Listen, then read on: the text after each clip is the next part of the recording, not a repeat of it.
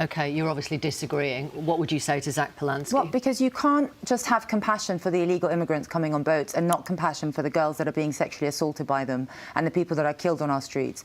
We do have men that come on boats and within 8 days sexually assault 14-year-old girls. I find it really galling that the Green Party are so focused on illegal migrants, but they don't have any compassion for our young girls and women who... I'm not sure that's true. Well, first of all, an asylum seeker who is coming over here cannot come over here illegally because we need safe and managed routes, and it's very clear across international law that anyone is able to find safe sanctuary in a country. France is a safe country, but Britain is also a safe country. Germany takes twice as many asylum seekers as Britain. Secondly, sexual assault is a deeply awful and tragic thing that we need to prevent and stop. But there is absolutely no evidence that the people who are sexually assaulting people are people seeking asylum. From the outset, Cunningham brings the debate back to the victims who are almost always ignored in broadcast conversations about migration. Her argument lands because it reflects what many British families actually feel. Compassion should not blind a nation to danger. Polanski, meanwhile, retreats into abstract terminology and internationalist slogans, sidestepping the very real consequences communities face. The clash reveals a fundamental divide: idealism versus accountability. I'm sorry, there's convictions. There is convictions of people who came on boats. They have been convicted. Have you seen the case in Epping? Are you not watching the news? Of course there is evidence. Well, this is the very definition of racism, is finding one case and saying, actually, this is the class of entire people across people seeking asylum.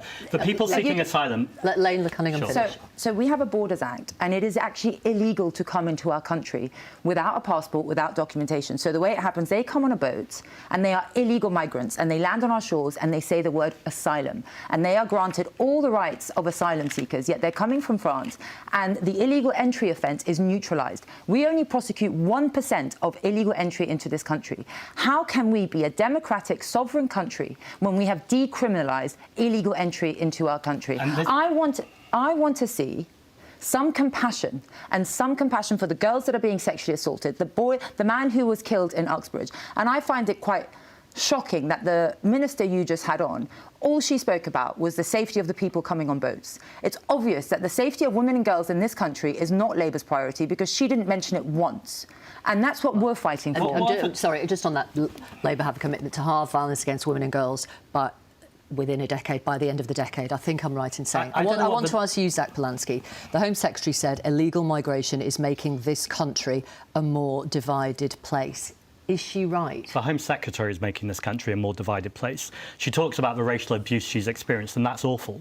But we know that every time the Labour government parrot reform and bring in these sorts of policies, we know that hate crime rises. We know there are lots of people in this country, people of colour, who are not migrants, who are already feeling marginalised, who are already feeling in some places where they don't belong. We're having this whole conversation driven by Tommy Robinson and the Millionaire Reform Party. Don't speak for people. That the Labour government... Let him finish, and then I'll come back to you. Okay. That the Labour government are emboldening this kind of rhetoric from reform, because I don't know what Keir Starmer's plan is here. If people want Nigel Farage and reform, if they want the kind of racism that Tommy Robinson is pushing when we've got Labour ministers saying deport, deport, deport, and Tommy Robinson is saying the Overton window is obliterated, they'll vote for reform. They've got that choice. The plan, they would say, Nick, if I watched Shabana Mahmood in the Commons today, the plan is to deter people coming across in boats, so they're not risking their lives and their children's lives, and the plan presumably is to neutralise it as an issue in order to neutralise reform. Yes, and also to set it in a wider European context, which is that they're looking to Denmark, where they're finding in Denmark the number of asylum applicants has gone down because they've taken much, much stronger measures. Fell to a 40-year low in Denmark and essentially last year. Saying, if you do this sort of thing, then the view is in the Labour Party you can sort of save social democracy, and if you don't get it right, then basically they think, Shabana Mahmood thinks, that social democracy in this country will be literally wiped off this map. That's why they're migrants aren't destroying this country. Bankers are bankrupting this country. Fossil fuel giants, armed trades companies, they're the ones that are destroying this company.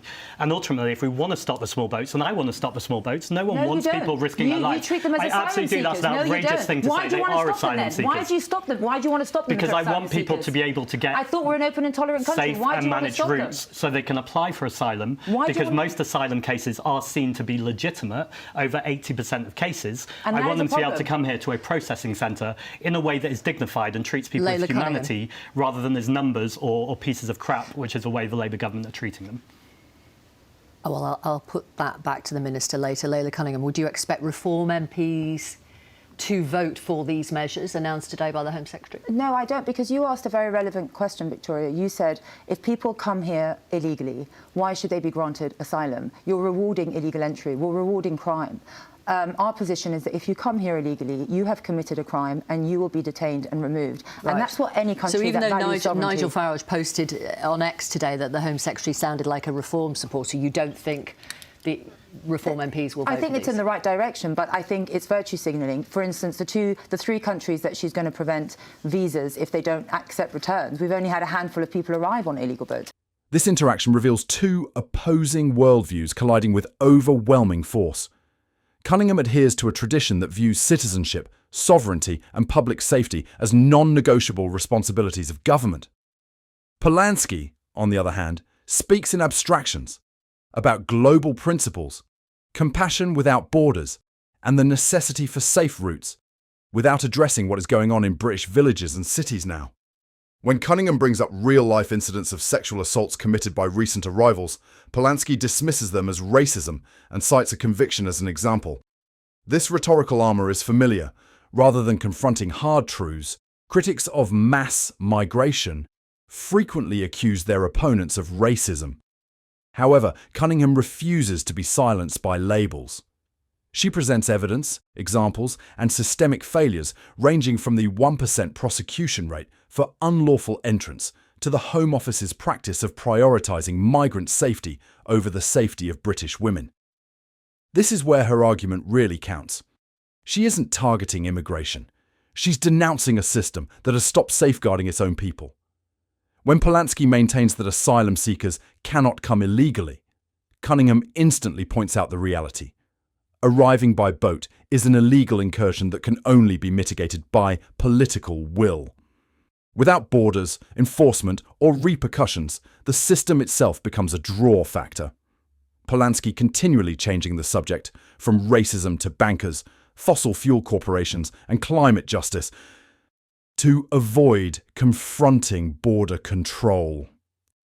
It is an ideological reflex that ignores what Derbyshire implies. Labour is following Denmark precisely because the public has had enough. Even when Labour uses reform language, Cunningham sees through it. Gestures without enforcement are worthless. Cunningham's final point is essential. Reform will not support policies that reward illegal entry because they undermine sovereignty, strain communities, and endanger women and girls, who are the most vulnerable to government failure. Labour, she claims, is posturing. Reform plans to act. In this conversation, Cunningham symbolises Britain's current reality. Polanski embodies the idealised world that some wish exists. One is grounded, the other is unattached. The contrast is tough to overlook. Let us know what you think down below in the comments.